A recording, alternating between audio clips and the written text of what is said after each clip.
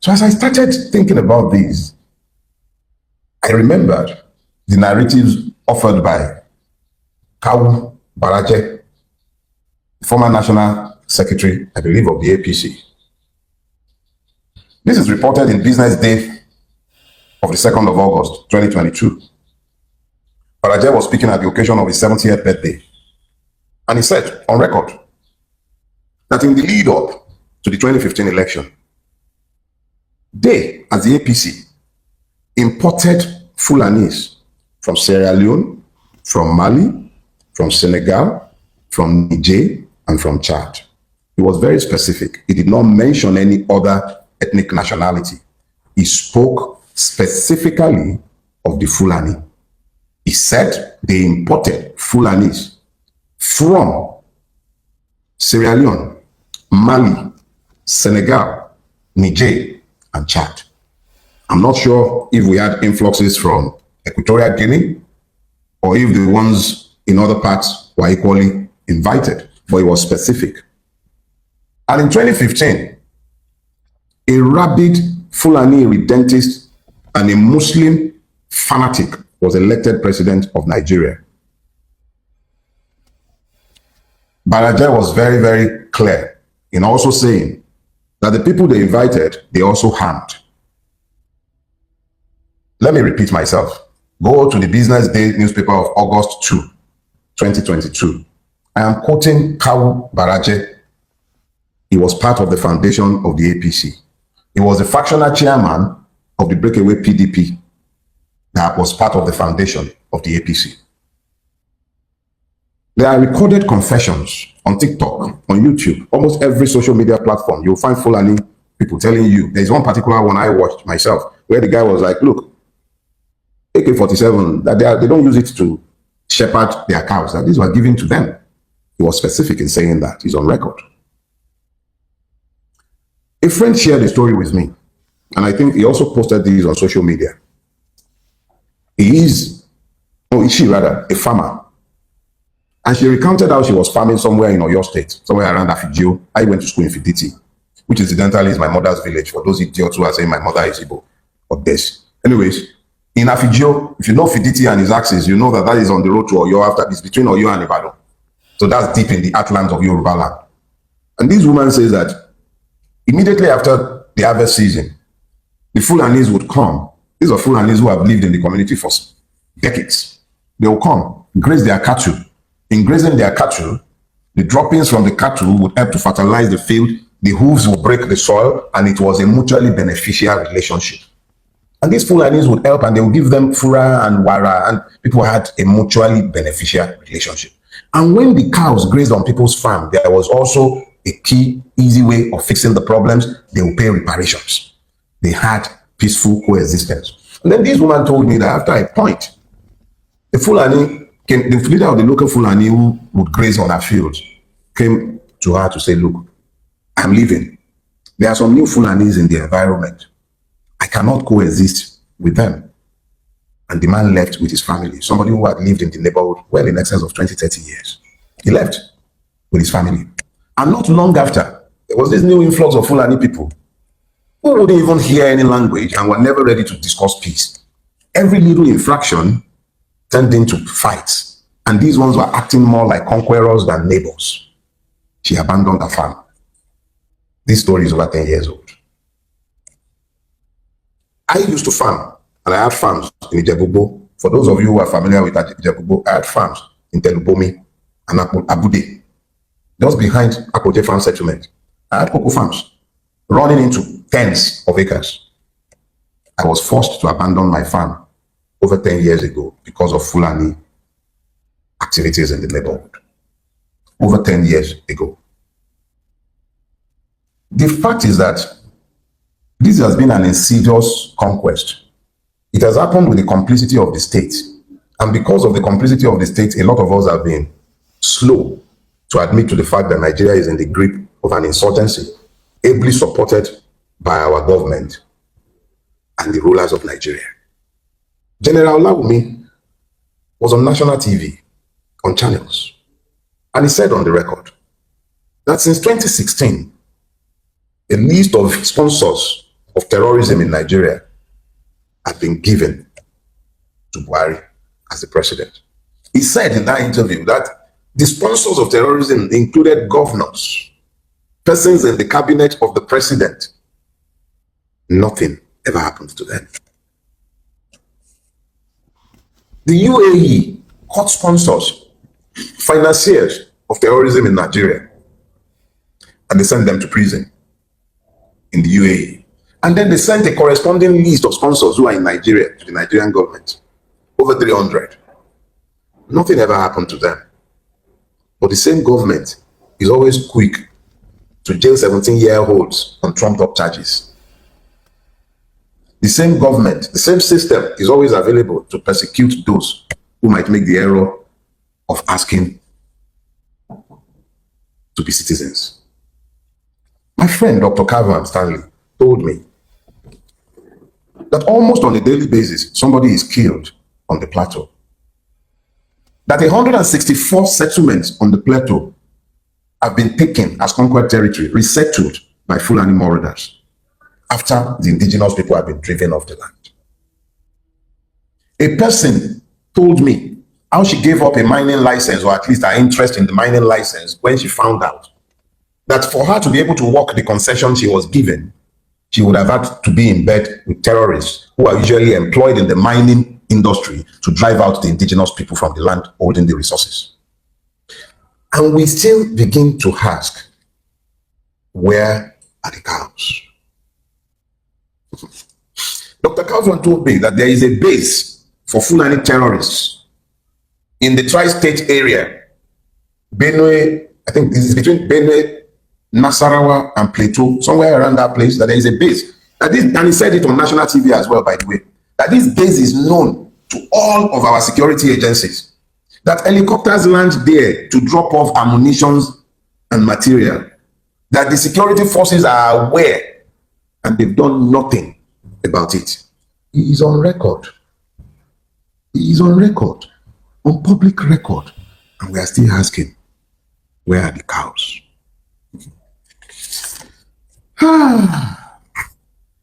In this last week, I came across the interview given by the old soldier, Brigadier Kogun. Brigadier Kogun. He was on Edmond Obilo's show, and he was talking about his experience as the Amotekun Corps commander in Oyo State. General Togun spoke of the difficulties and challenges that were placed on his path by those who were determined to ensure that he did not succeed as the Corps commander. He spoke extensively, very extensively, about how he was prevented from recruiting certain classes of personnel, how he was frustrated and not given the material required. And then he spoke even more alarmingly of the multiple Fulani camps that are inside the forests of the Southwest. And then I remember Obadiah Malafia's word before he was murdered. He spoke extensively to pretty much the same thing. And then it now becomes important to ask ourselves some questions. Who are the cows? I believe that there are many cows in this sorry story. The victims have been treated as cows, or even worse, by those herding cows, slaughtered less reverently than they would have slaughtered cows. I see pictures coming out of Bokos. I see multiple pictures coming out of the Middle Belt. I see the pictures coming out of Akure, coming out of Enugu, coming out from almost every part of this beleaguered land. Men and women, children, slaughtered less reverently than cows. So we, Nigerians, who have been denied citizenship, are the ones who have now been reduced to cows. We're treated like cows, as if we don't matter, like our lives count for nothing. What is the value of the Nigerian life if 16 persons said to be hunters in Uromi caused national outrage, rightly so, but the gruesome murder on a daily basis of more people has been normalized as though they are not humans. A state exists. Its president is on a vacation in France, even working vacation in France, but the president of France is visiting Egypt. Make it make sense to me, because I don't understand these things, but in the country that the person governs or pretends to govern, people are being slaughtered with nary a reaction, and we are still asking, who are the cows? Apparently, the Nigerian is less than a cow in the eye of the Nigerian state. Much less than a cow. When they ask where are the cows, maybe we should begin to look in government houses for the cows, because even if you hate us so much, shouldn't you worry that the country you are pretending to govern has been turned over to foreign invaders who are brought in for political purpose? How long do you think this cycle that you have energized is going to last before there is a blow up? Exactly how long do you reckon it's going to last? Everywhere you turn, people are being slaughtered. Truth is, I would like to say like cows, but the cows would appear to have privacy over human beings in the Nigeria that has been built under the watch of the APC. There is nobody else to blame for this. This is on the table of the APC. This is not just about Tinubu. It's not just Tinubu. It's the APC. Everyone, and when I say APC, a lot of those who are responsible for this have left APC today. They've gone back to their PDP or they've gone to the SDP, like that short monkey from Kaduna. Where are they today? So essentially, this has been done with the sanction of the political class. Nigeria is under attack. Let's be clear. Let us be clear. This is a state-sponsored war of conquest against the Nigerian people by foreign Fulanis brought into this country by the APC. That is the gospel truth, the stubborn truth. And the sooner we all wrap our brains around this and begin to demand that the APC and the government, whether you're APC, whether you're PDP, it doesn't even matter. If you're in a position where you are meant to be the protector of the people because you are functionaries of the state, whose first duty is the protection of the people, it shouldn't matter where this threat is coming from, who brought it in. The reality is that Nigeria is in the grip of a war of conquest. The state is failing. It is failing horribly. At a time when the state is under attack by persons brought into the country by those who are governing the country today, the president is away on holiday. The director of the DSS is telling us that we are the ones who protect ourselves. Jackson, who fought back in self-defense because his life was in imminent threat, not just threat, he was already stabbed, overpowered his attacker and stabbed back, and our Supreme Court sentenced him to death. If that wasn't self-defense, what is? So, in a situation where the foreign invaders have been offered immunity and impunity, what is the lot of the Aborigines? Our forests are not no, they're not no man's land.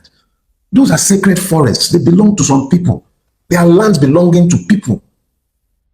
When you brought foreign terrorists, people who had no land of their own, to come into our country, to come and take land, you become complicit in the multiple murders that have taken place in pursuit of their purpose. No wonder they were saying that we should ask our president what he agreed with them. Nigeria is under attack. There is no sugarcoating it. These are foreign Fulanis who are not aborigines to Nigeria, who sees Nigeria as their patrimony, and they have been brought into the country under the auspices of the APC and have been largely protected and supported by the same APC. Because how else do you explain where are the cows? Eventually, the cows were found because the killers of Antifunke just happened to be the Fulanis that the statement was meant to excuse. Where are the cows? The question should be, who are the cows? Who? Are we now cows, or are we being ruled by cows who fail to see what should be in their own enlightened selfish interest? I will live and I'll die. Some people will live and they'll die. All of us will live and someday we'll go, but what we have done will live beyond us. How can it be that those who have the sacred duty to protect the people are the ones who have become the enemies of the people, sponsoring all kind of terror against the people? And we are always asking, where are the cows? Let the government tell us if we have become as cows or if they are the cows who are failing to see that they are failing in their duties. But when you're asking who the cows are, or where the cows are, also ask yourself, where is your brain in this imagined scenario? Are you able to see what is obvious, or you are still denying the obvious because of your ethno-religious or partisan interest? The truth is the truth, regardless of who believes or do not believe it. But the truth does not cure the willfully ignorant. I hope I have spoken to people who still have the capacity to think on their own and to draw inferences, logical inferences from the truthful facts that are in front of them.